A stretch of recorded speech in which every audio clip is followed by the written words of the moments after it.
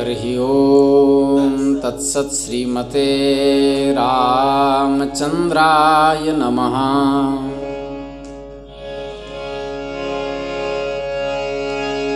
श्रीमते रामानंदाचार्याय नमः। श्रीमते मलूकदासाय नमः।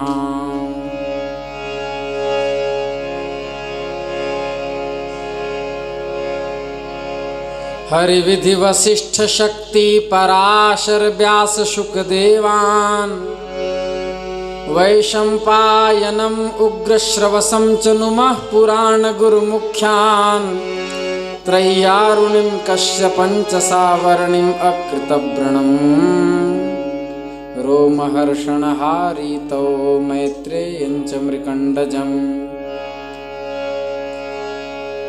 शेषं सांख्यायनं चाथ चतुरः सनकादिकान् श्रीमहाभारतं वेदान् कणादं जैमिनिं मुनिं पतञ्जलिम् अक्षपादं व्यासं च कपिलं हरिं छन्दः कृतः शोककृतः साहित्यकृतिनोऽखिलान्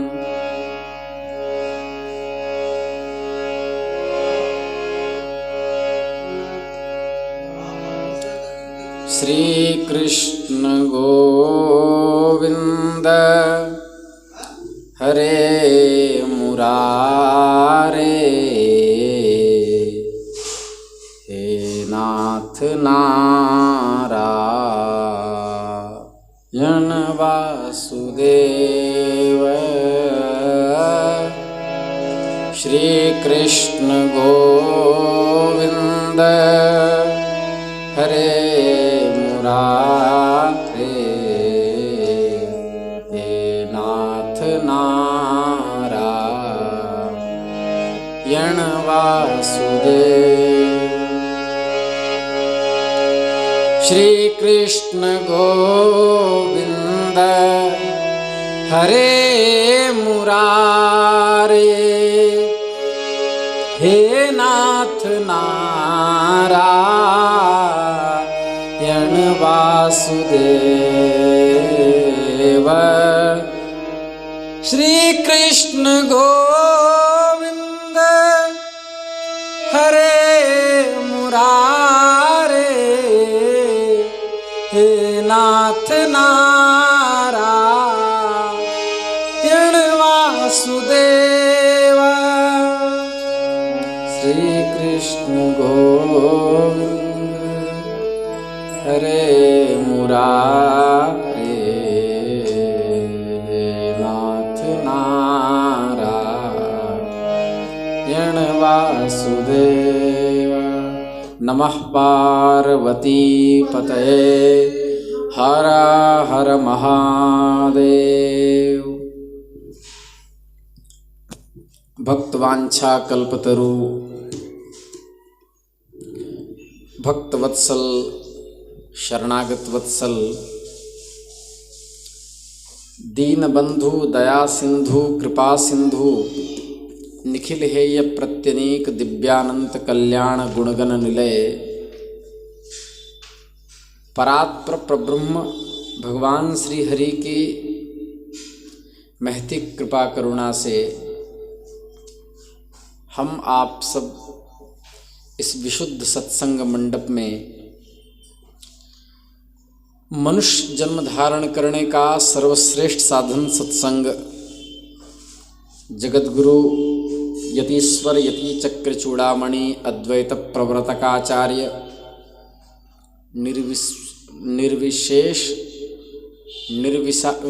निर्विशेषाद्वैतवादी मतावलंबी शास्त्रार्थ प्रतिवादी भयंकर व्याख्यान पटुपाटव वावदूक नीरक्षीर विवेक विवेचकानाम विविध विद्या विद्योतितांतःकरण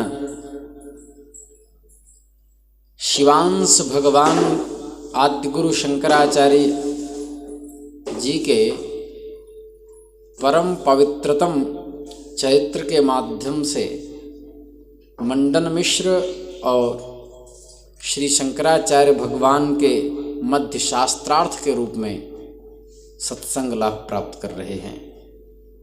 कल हम बता रहे थे मंडन मिश्र के पक्ष मीमांसा का हमने उपस्थापन किया, उस ग्रंथ में है क्या।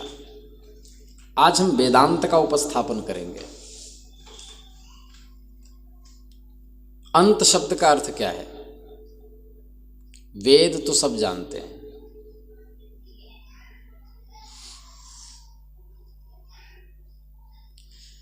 वेद का ही दूसरा नाम निगम है। निगम कल्प तरोर गलितम फलम सुखमुखाद मृतद्रव संयुतम पिबत भागवतम रसमालयम मुहुर्हो रसिका भूइ भावुकाहा। यह जो श्रीमद् भागवत के प्रथम स्कंद के प्रथम अध्याय का तीसरा श्लोक जो है, इस श्लोक में श्रीधरी टीकाकार ने अर्थ किया और बंसीधराचार्य ने किया। नितराम गमयति बोधयति धर्मार्थ चतुर्विध पुरुषार्थ साधनानि इति निगमः। जो नित्य धर्म अर्थ काम मोक्ष इन चार पुरुषार्थों की सिद्धि जो बताते हैं वो निगम है। उस निगम को ही वेद कहते हैं। आगम में तंत्र लेते हैं, निगम में वेद को लेते हैं। तंत्र मतलब ये नहीं ओम बिम बाम बुम बाम भुष, ये तंत्र नहीं है। तंत्र शाक्त पद्धति के भी तंत्र हैं, शैव पद्धति के भी तंत्र हैं। तंत्र जिसमें श्री तत्व को प्रधान माना जाता है। तंत्र बहुत कठिन है, जिसको आगम कहते हैं। आरती में भी लोग गाते हैं, आगम निगम बखानी तुम शिव पटरानी। आगम तो निगम का अर्थ वेद और अंत का अर्थ होता है निर्णय। अमगत्यादिषु धातु से ऋषि मृगृण्वा मी लूपू धुर्विभ्यस्तन, इस उणादिक सूत्र से तन प्रत्यय होकर के नश्चा पदांतस्य झली से म को अनुस्वार हो करके अनुस्वारस्य यही पर सवर्ण से पर सवर्ण होकर के अंत शब्द की निष्पत्ति होती। अमगत्यादिषु धातु से।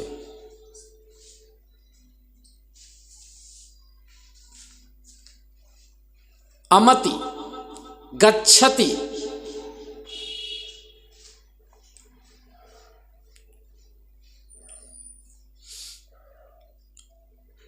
अंत निर्णय रूपेण इति अंतः,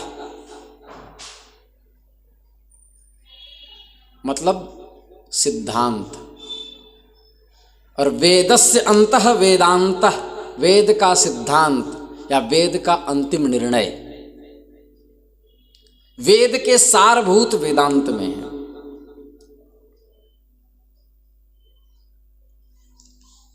ब्रह्मसूत्र में उल्लिखित बहुत से वेदांताचार्य हैं, जिसे आश्मरथ्य महर्षि का नाम आता है।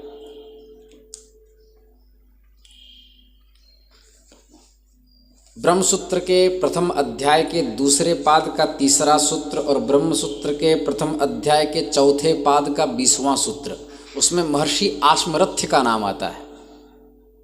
तो ये उनके आचार्य हुए। आचार्य आश्मरथ्य का ही अनुसरण करके महापंडित यादव प्रकाश ने, जिनसे श्री रामानुजाचार्य जी अध्ययन किए थे, ब्रह्मसूत्र भाष्य की रचना करके भेदाभेद का पोषण किया, भेद अभेद। दूसरा महर्षि बादरी हैं। ये महर्षि बादरायण नहीं है, ये बादरी अलग हैं। प्रथम अध्याय के दूसरे पाद का 31वां सूत्र, तीसरे अध्याय के प्रथम पाद का 11वां सूत्र, चतुर्थ अध्याय के तीसरे पाद का 6ठा सूत्र और चतुर्थ अध्याय के चतुर्थ पाद का 10वां सूत्र, वहां पर महर्षि बादरी का नाम आता है।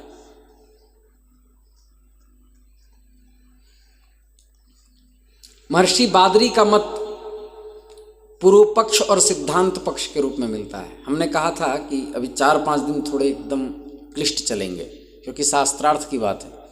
उसके बाद चरित्र जब चलेगा तो चरित्र तो आनंद आता है, किंतु चरित्र में ज्ञान उतना नहीं हो पाता। कथा यही है, बाकी जितने लोग सब कहते हैं सब व्यथा है। ये बताइए, कंस को भगवान ने मारा तो इससे हम क्या करें? अदृष्ट उत्पत्ति होगी, पर मेरे जीवन के लिए क्या हुआ? हम तो कंस को मार नहीं सकते। भगवान ने बंसी बजाई तो इससे हमको क्या होगा? सुनने के बाद अदृष्ट की उत्पत्ति होगी, लेकिन भगवान बंसी बजा करके चेतन को अचेतन कर देते, अचेतन को चेतन कर देते। हम कर सकते हैं क्या? कथा इसी को कहते हैं। वेदांत का श्रवण ही कथा श्रवण है, क्योंकि इसमें आत्म अनात्म तत्व का बोध होता है। जीवन में क्या ग्राह्य है, क्या त्याज्य है, इसका ज्ञान होता है। फिर नाम आता है महर्षि औडुलोमी का, जो महर्षि उडुलोम के पुत्र थे। इनका प्रयोग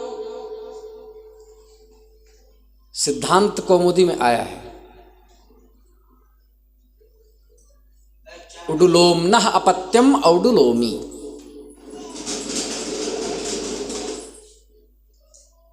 इनका निर्देश ब्रह्मसूत्र के प्रथम अध्याय के चतुर्थ पाद का 21वां रामानुज भाष्य आदि में मिल जाएंगे। उसमें इनका नाम आता है। तीसरे अध्याय के चतुर्थ पाद का 45वां सूत्र और चतुर्थ अध्याय के चतुर्थ पाद का 6ठा सूत्र, इनकी रामानुज भाष्य आदि में इनका निर्देश है। ये भेदाभेदवादी सविशेष ब्रह्म को मानने वाले आचार्य हुए।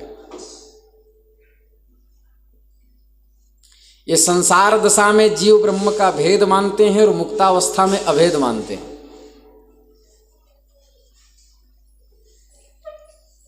फिर नाम आता है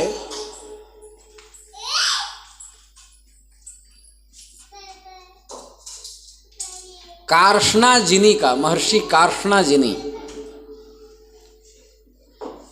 इनकी चर्चा छांदोग्योपनिषद के 5-10 7वें मंत्र, 5-10 के 7वें मंत्र। फिर महर्षि आत्रेय का नाम आता है। ये वेदांताचार्य हैं। ब्रह्मसूत्र के तीसरे अध्याय के चतुर्थ पाद का 44वां सूत्र, उसमें कर्मांग उपासना के विषय में महर्षि आत्रेय का वचन उपलब्ध होता है। फिर आते हैं जिनकी चर्चा हम कल कर चुके, महर्षि जैमिनी। पूर्व मीमांसा सूत्रों के निर्माता महर्षि जैमिनी ब्रह्मसूत्रकार भगवान वेदव्यास जी के साक्षात शिष्य हैं। महर्षि जैमिनी कल हम बता चुके हैं। ब्रह्मसूत्र में इनका अधिक उल्लेख प्राप्त होता है। कर्म और देवता के विषय में इनका मत सूत्रकार से भिन्न होता है, किंतु इनकी स्थिति सर्वत्र नहीं है। मतलब भगवान वेदव्यास जी के मति से कुछ मति इनका अलग जाता है। मेधा इनकी अलग थी। फिर नाम आता है महर्षि काशकृत्स्न का। इनका निर्देश प्रथम अध्याय के चतुर्थ पाद के 22वां सूत्र में इनका निर्देश प्राप्त होता है। ये कहते हैं कि अंतर्यामी ब्राह्मण की श्रुतियों के अनुसार परब्रह्म परमात्मा जीवात्मा के अंतर्यामी रूप में स्थित हैं। मतलब जीवात्मा परमात्मा का शरीर है, जीवात्मा परमात्मा का शरीर है, इसलिए जीवात्मा का वाचक शब्द परमात्मा का ही बोधक होता है। ये प्राचीन मत की स्थापना महर्षि काशकृत्स्न ने की। यही मत ब्रह्मसूत्रकार सम्मत है। फिर आता है अंतिम नाम महर्षि बादरायण का, महर्षि व्यास का। ये स्वयं ब्रह्मसूत्रकार है, ब्रह्मसूत्र लिखने वाले यही हैं, सबके पिता। नमोस्तुते व्यास विशाल बुद्धे फुल्लारविंदायत पत्र नेत्र येन त्वया भारत तैलपूर्णः प्रज्वालितो ज्ञानमय प्रदीपः। नमोस्तुते व्यास विशाल बुद्धे, इनकी विशाल बुद्धि थी। इसलिए व्यासोच्छिष्टम जगत सर्वम, जगत में जो भी ज्ञान की चीजें दिख रही है सब व्यास जी का ही उच्छिष्ट है। सब भगवान वेद व्यास जी जो कह दिए वही लोग बोलते हैं। जगत में कोई ऐसा ज्ञानात्मक पदार्थ नहीं जिसको व्यास जी ने जिसका निर्वचन नहीं किया हो।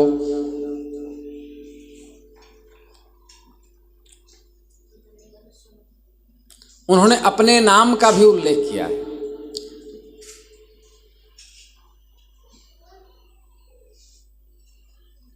अच्छा, ब्रह्मसूत्र में अब थोड़ा सा शांकर मतालंबियों को ये बात बुरी लगेगी, लेकिन ब्रह्मसूत्र के उल्लिखित आचार्यों में से किसी भी आचार्य ने निर्विशेष ब्रह्म का प्रतिपादन नहीं किया भगवत्पाद शंकराचार्य के अलावा। सबने सविशेष ब्रह्मवादी की ही बात कही है।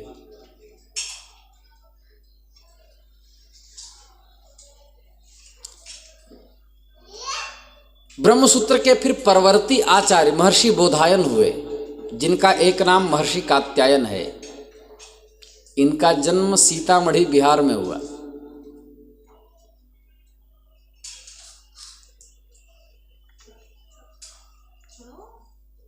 इन्होंने महर्षि पाणिनि, महर्षि व्याडी, महर्षि इंद्रदत्त तथा वररुचि आदि विद्वानों ने, यही वररुचि इन्हीं का नाम बोधायन का है, इन विद्वानों ने वर्ष नामक प्रकांड विद्वान महापुरुष से व्याकरण का अध्ययन उपवर्ष से और वर्ष से वेदांत आदि शास्त्रों का अध्ययन किया था। तो इस प्रकार यह परंपरा चली।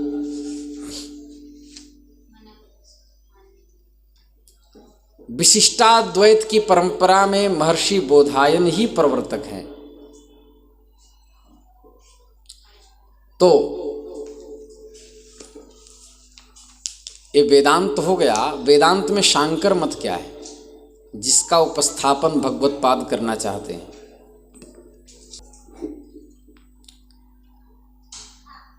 शांकर मतावलंबियों के पक्ष में, भगवत्पाद शंकराचार्य जी के पक्ष में क्षणिक विज्ञान ही आत्मा है।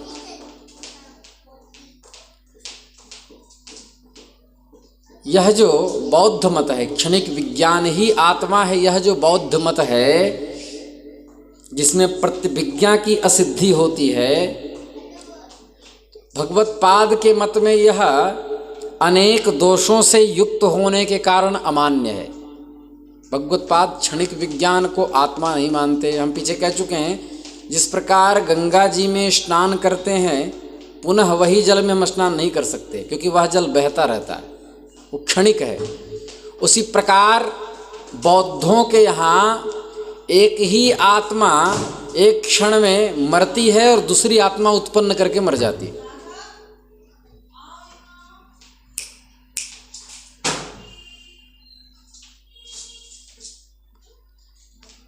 तो ये अनेक दोषों से युक्त है भगवत्पाद के मत में। नित्य ज्ञान को आत्मा स्वीकार करने वाले शंकराचार्य जी का मत इन दोषों से रहित है। वो कहते हैं नित्य ज्ञान ही आत्मा सत्यम ज्ञानम अनंतम ब्रह्मा, इसलिए इसे स्वीकार करना चाहिए। विषय का प्रकाश करने वाला ज्ञान स्वयं प्रकाश है, ज्ञान ही आत्मा है। ज्ञान अनेक नहीं है, एक ही है।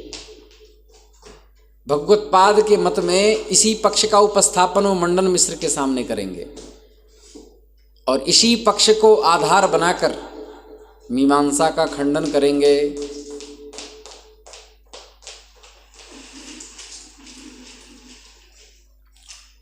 ज्ञान अनेक नहीं है किंतु एक ही है भगवत्पाद के मत में। यह सधर्मक अर्थात आश्रय विषय वाला नहीं है, निर्धर्मक और आश्रय विषय से रहित है। इसको किसी आश्रय की आवश्यकता नहीं।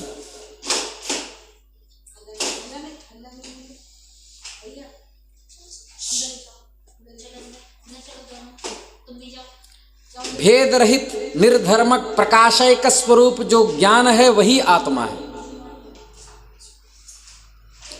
आत्मा कैसा है? जो अनुभूति अजन्मा है, ज्ञान का विषय नहीं है, क्योंकि स्वयं ज्ञान है तो ज्ञान का विषय कहाँ से होगा? अनंत है।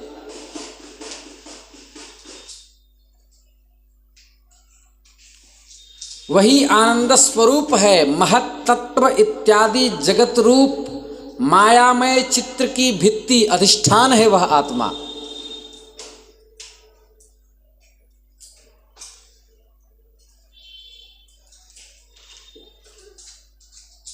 इन वचनों से प्राप्त होता है कि परागर्थ प्रमेयेषु या फलत्वेन सम्मता संवित् सैवेह मेयोर्थो वेदांतोक्ति प्रमाणतः। इन बातों से ये ज्ञान होता है कि निर्विशेषाद्वैती भगवत्पाद आदि के मत में ये निर्विशेषाद्वैती विद्वान विषय प्रकाश करने वाले विषय प्रकाशक आत्मा को ही, ज्ञान को ही आत्मा मानते हैं। मतलब कि जो विषय प्रकाशक ज्ञान है वही आत्मा है, ज्ञान का आश्रय आत्मा नहीं। नैयायिक कहते हैं ज्ञानाधिकरण आत्मा, ज्ञान का अधिकरण आत्मा है, माने आत्मा में ज्ञान रहती है, पर यह गलत है। भगवत्पाद के मत में आत्मा में ज्ञान नहीं रहती है, आत्मा ज्ञान ही है।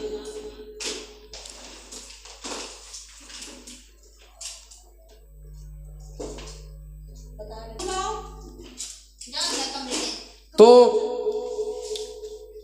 उस ज्ञान में ज्ञानांतर वेद्यत्व, उत्पत्ति, विनाश इत्यादि जो विकार हैं, अनेकत्व इत्यादि धर्मों को आरोपित मानते हैं। मतलब आरोपित आकारों का जो निषेधक विषय प्रकाशक स्वप्रकाश ज्ञान को ही आत्मा मानते हैं। ये पक्ष हुआ, वो आत्मा को एक मानते हैं।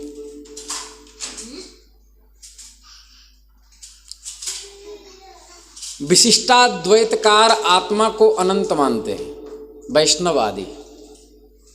उनका भगवत्पाद के मत से मत बहुत भिन्न है। कई जगह शंकराचार्य जी के भी मत का खंडन हुआ है। तो वह जो खंडन हुआ है वो इसलिए क्योंकि साधारण जीव भगवत्पाद के ज्ञान का आश्रय लेकर के बड़ी कठिनाई से जगत से निकल सकते हैं, क्योंकि उनकी पीएचडी लेवल की बातें। अब जब सब ब्रह्म ही मानने लगेगा कि हम ब्रह्म है, तो फिर कोई काम करेगा, कोई भजन करेगा। इसलिए भगवान श्री कृष्ण ने अद्वैत के बारे में कहा, क्लेशोऽधिकतरस्तेषामव्यक्तासक्तचेतसां गीता अव्यक्ता ही गतिर्दुःखं देहवद्भिरवाप्यते। अव्यक्तासक्तचेतसां अधिकतरः क्लेशः। अव्यक्त मतलब वह अद्वैत, अव्यक्त में आसक्त, अव्यक्ते आसक्तः चेतः यस्य सह तेषाम अव्यक्तासक्त चेतसाम। अव्यक्त अद्वैत में है आसक्त चित्त जिसका, ऐसे साधक बहुत कष्ट से समाधि को प्राप्त कर पाते हैं। क्यों? क्योंकि इसमें कठिनाई है। इसलिए भगवत्पाद के सिद्धांतों को पूर्व पक्ष बना करके और विशिष्टाद्वैत आगे बढ़ा। इसका मतलब ये नहीं है कि भगवत्पाद अशुद्ध बोल रहे हैं। इसका मतलब ये है अधिकारी और अनधिकारी की दृष्टि से भगवत्पाद के ज्ञान के अधिकारी सभी नहीं हैं, क्योंकि सबकी चेतना उतनी जागृत नहीं है। तो आत्मा एक है भगवत पाद की दृष्टि में, मतलब अद्वैत की दृष्टि में। वैष्णव विशिष्टाद्वैत में आत्मा अनंत है। इसके लिए प्रमाण देते हैं गीता जी का, इदं ज्ञानमुपाश्रित्य मम साधर्म्यमागताः। भगवान श्री कृष्ण अर्जुन से कह रहे हैं, इस ज्ञान की उपासना करके मेरे साधर्म्य को आगताः, बहुवचन का प्रयोग किए। आंग पूर्वक गमलरी गतौ धातु से अक्ता प्रत्यय हो करके अनुदात्तो पदे सवनतो तनोत्यादीनाम अनुनासिक झली लोपो किंगति सूत्र से गम के मकार का लोप होकर के आगत बनता है। बहुवचन में आगताः, ये बहुवचन प्रयोग बताता है कि आत्मा अनंत है। मेरे साधर्म में आते हैं, आगताः, आगतः नहीं। तो इसका मतलब बहुवचन का प्रयोग होने से आत्मा अनंत है, ये प्रमाण देते हैं। लेकिन भगवत पाद की दृष्टि में यहाँ उपाधि मानते हैं। उपाधि भेद से अलग अलग प्रतिभाषित होता है, पर आत्मा एक है। तो खैर, विशिष्टाद्वैत का हम निर्वचन बहुत सम्यक तरीके से चैतन्य महाप्रभु के चरित्र में करेंगे। अभी हम लोग अद्वैती हैं। मुंडे मुंडे मतिर भिन्ना, हम हाथी वाली बात बताए थे। जिनकी बुद्धि जहां तक गई उन्होंने परमात्मा का उतनी सीमा में निर्वचन किया। इसलिए हम कहते हैं कथा यही है, वेदांत ही कथा है जो चल रही है। बाकी चरित्र हैं, श्रवण करने योग्य तो वेदांत है। तो अब ध्यान से सुने। जब मंडन मिश्र के पक्ष से और भगवत पाद के पक्ष से विद्वान आपस में श्रेणियां बांट चुके थे, तो दोनों पक्ष का उपस्थापन होने वाला है। दोनों पक्ष में लोग बैठे हैं। अच्छा, आपने एक चीज ध्यान दिया होगा, जब भीड़ में युद्ध हो रहा हो कहीं और भीड़ बैठी हो, तो मने मन अपने आप एक दूसरे की श्रेणी में चले जाते हैं। कोई कहेगा ये पक्ष जीते, अपने मने मन। तो वह जो अपने मन से ही जिसको पक्ष बना लेता है, और विरोधी यदि उसको मारने लगे तो उसको तकलीफ होने लगती है, अरे ये क्यों मार खा रहा है, ये उसको मार देता।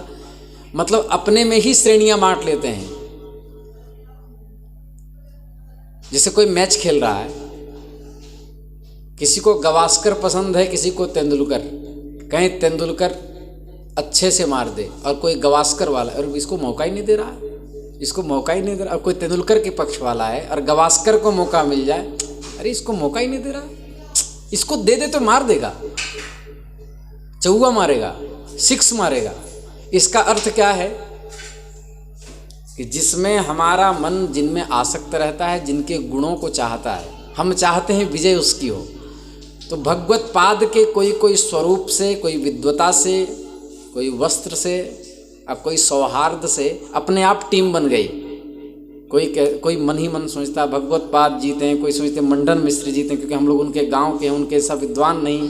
तो जब मंडन मिश्र बढ़िया बात बोलते साधु साधु साधु, और उधर से जब बढ़िया बात बोलते साधु साधु साधु, दोनों तरफ से शास्त्रार्थ प्रारंभ हुआ, शंखनाद हुआ।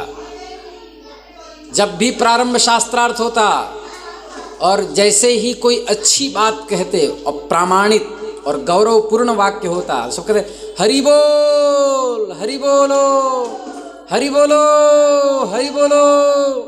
इस तरह का उच्चारण करते, अब पूरा आकाश गूंजने लगता। उभय भारती ने दोनों महापुरुषों को तिलक लगाया, शंखनाद हुआ, गले में माला पहना दी। इसके बाद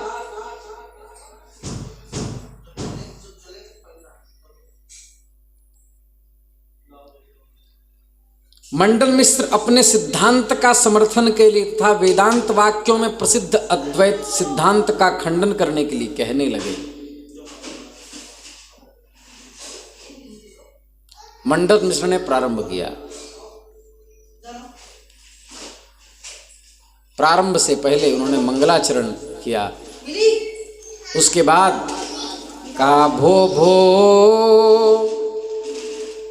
यतिक्ष्माधिपते भवद्भिर्जीवेशयोर्वास्तवमैकरूप्यम् विशुद्धमंगे क्रियते हि तत्र प्रमाणमेवं न वयं प्रतीमः।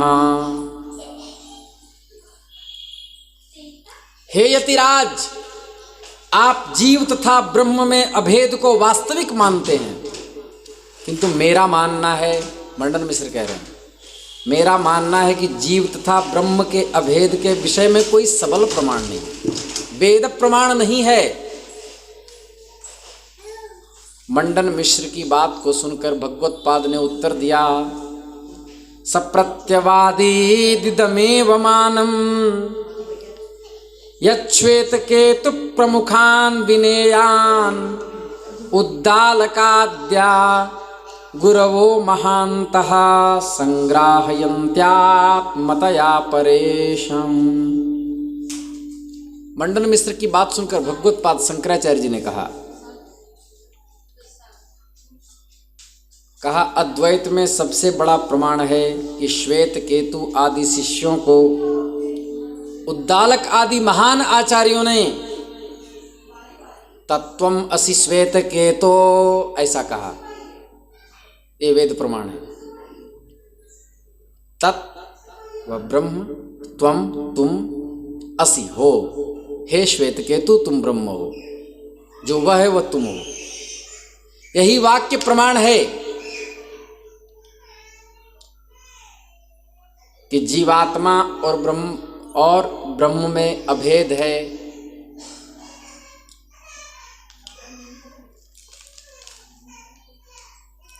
वो कह रहे हैं तत्वम असि, यह जो वाक्य आया है मंडन मिश्र कह रहे हैं ये उपासना परक है, तत्व प्रतिपादक नहीं है। ब्रह्म हो ये बात नहीं, ये उपासना परक है। कैसे? बोले वेदावसानेषु हि तत्वमादि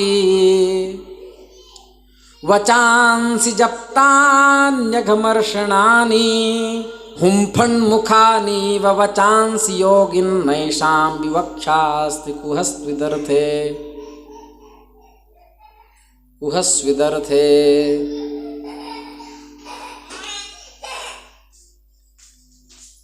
हे योगिन, मंत्रों में हुम फट स्वाहा इत्यादि प्रयोग देखे जाते हैं, किंतु ऐसे शब्दों के द्वारा किसी अर्थ विशेष की अभिव्यक्ति नहीं होती। शंकराचार्य जी का खंडन कर रहे हैं मंडन मिश्र।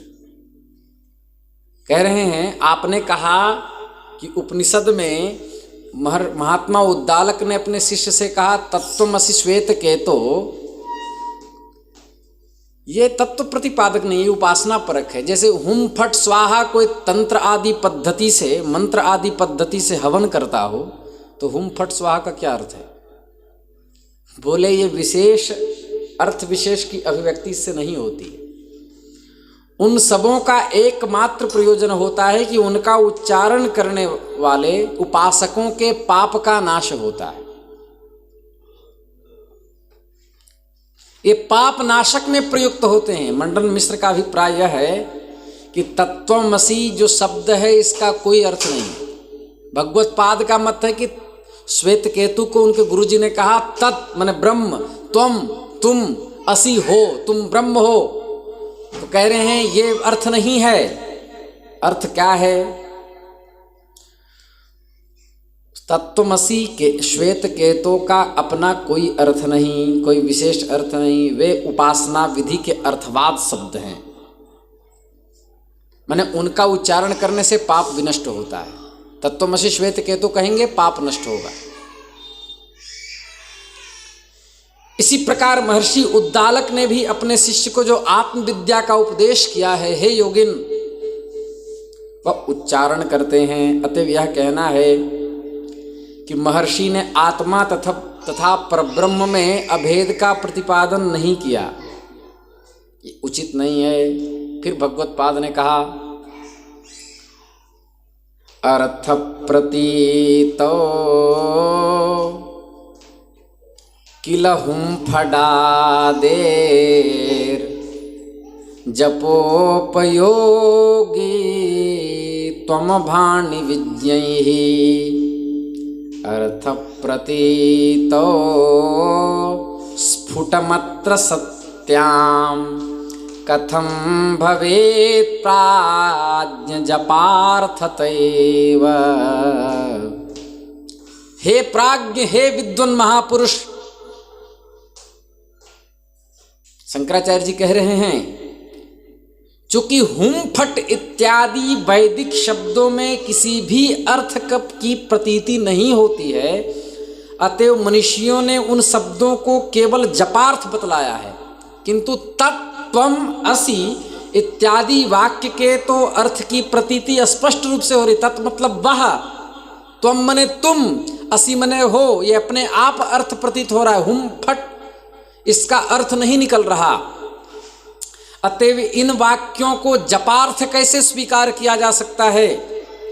इन वाक्यों को तत्वार्थ का आपादक ही मानना चाहिए। ध्यान दें, हम जितनी शास्त्रार्थ कर रहे हैं इतना सरल वहाँ शास्त्रार्थ नहीं हो रहा था। हम तो मूल बता रहे हैं, नहीं तो हम भी मंडन मिश्र हो जाते यदि हम उतना बता देते। तो शास्त्रार्थ वहाँ तो 10-10, 11-11 घंटे चलते थे, और वह हिंदी में नहीं चलते थे, और संस्कृत भी कोई साधारण संस्कृत उनका नहीं होगा। जहाँ के तोता भी संस्कृत बोलते थे जिनके घर के, उनकी संस्कृत कितनी प्रौढ़ होगी। तो हम जैसे गधे कहाँ तक बोलेंगे? हम तो मूल बोलते हैं। वहाँ का तात्पर्य क्या है बोल रहे हैं, इन वाक्यों को तत्वार्थ का आपादक मानना चाहिए। ये तत्वार्थ प्रतिपादक है, न कि उपासना परक, क्योंकि इसके अर्थ निकल रहे हैं, हुम फट के अर्थ नहीं निकलते। शंकराचार्य की बात सुनकर के मंडन मिश्र ने कहा आपाततस्तत्त्वमसीति वाक्याद्यतीश जीवेश्वरयोर्भेदः प्रतीयतेथापि मखादिकर्तृ प्रशंसया स्यात् विधिशेष एव। हे यतीश, मंडन मिश्र कह रहे हैं तत्वमसि इस वाक्य से यद्यपि आत्मा और ब्रह्म के अभेद की आपाततः प्रतीति हो रही है, किंतु वास्तविकता यह है कि ये यज्ञ मख मने यज्ञ आदि की कर्ता की प्रशंसा करता है कि तुम साधारण व्यक्ति नहीं हो, तुम ब्रह्म हो, प्रशंसा करता है। फलतः वह विधि का अंगभूत है, वह सिद्ध्यर्थ का बोधक नहीं हो सकता। नहीं कहते हैं बच्चे लोग यदि कुछ उठा करके लाए सामान, अरे तुम तो विवेकानंद हो, अरे तुम बहुत बड़े हो जाओ, तो बड़ा हो जाता है क्या? अरे तुम तो महापुरुष हो। ये प्रशंसा है। मंडन मिश्र ने कहा ये प्रशंसा है, ये तत्व के अर्थ का प्रतिपादक नहीं है। शंकराचार्य जी ने कहा हमको एक प्रश्न है। क्या? बोले वेदों के कर्मकांड भाग में आदित्यो वै यूपः प्रयोग आता है। यूप माने होता है खंभा, तो यज्ञ में जो खंभा होता है उसी को भगवान सूर्य कहते हैं। वै यूपः आदित्यः, ये साक्षात भगवान सूर्य हैं।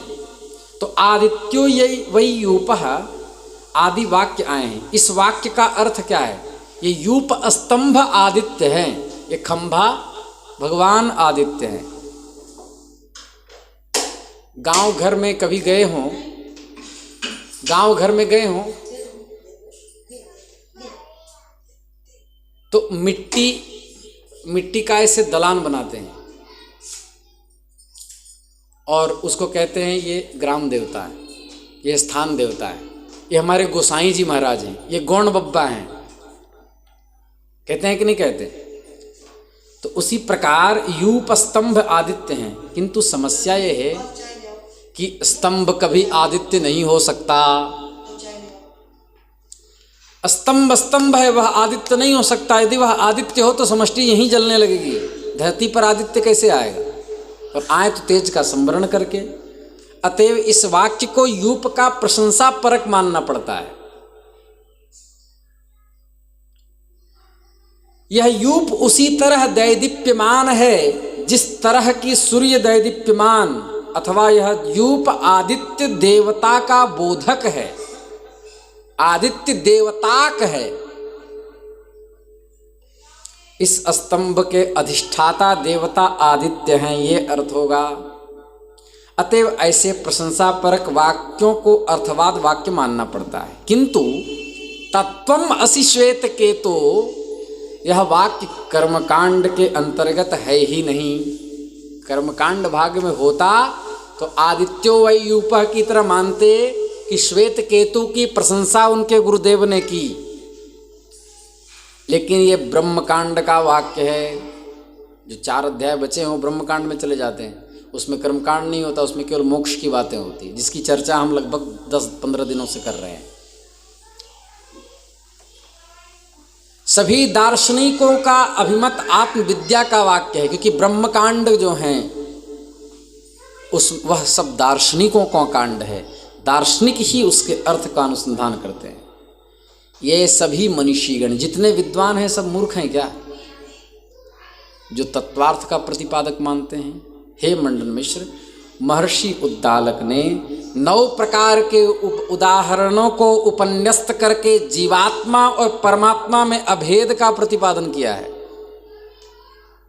अतएव इस तत्व के आपादक वाक्य को विधि का शेष मानना अनुचित है। तत्वम असि श्वेत के, तो हम अभी भी कह रहे हैं वह क्या है? तो बोले वह तत्व का प्रतिपादक है। इस बात को सुनकर मंडन मिश्र ने कहा, त्रयस्तु जीवे परमात्म दृष्टि विधायकः कर्म समृद्धयेर्हन् अब्रह्मणि ब्रह्मधियं विधत्ते यथा मनोर्नार्कनभस्वदादौ। इस कथा को हम कल करेंगे। श्री वृंदावन बिहारी लाल की जय।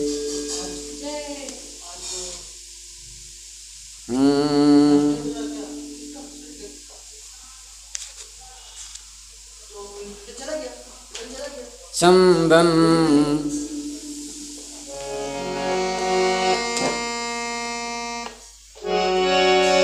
चंदन चर्चित नील कलेवर पीतवसन वनमाली। चंदन चर्चित नील कलेवर पीतवसन वनमाली। केली चलन मणिकुंडल मंडित गंडयुग स्मित साली। हरिरिह मुग्धवधू निकरे विलास निविलसती केली परे। तीन पयोधर भार भरेण हर पर्यभ्यसरागम। गोप वधूरनुगायति काचिदुदंचित पंचम रागम। कापि विलास विलोल विलोचन खेलन जनित मनोजम। ध्यायति मुग्ध वधूरनिकं मधु सूदन वदन सरोजम। कापि कपोल तले मिलितालपि तुम किमपि श्रुति मूले। चार्चुचुंबन वनितं भवती दयितं पुलकैरनुकूले चंदन चर्चित नील कलेवर पीत वसन वनमाली केलि चलं मणिकुंडल मंडित गंडयुग स्मित शाली। नमः पार्वती पतये हर हर महादेव।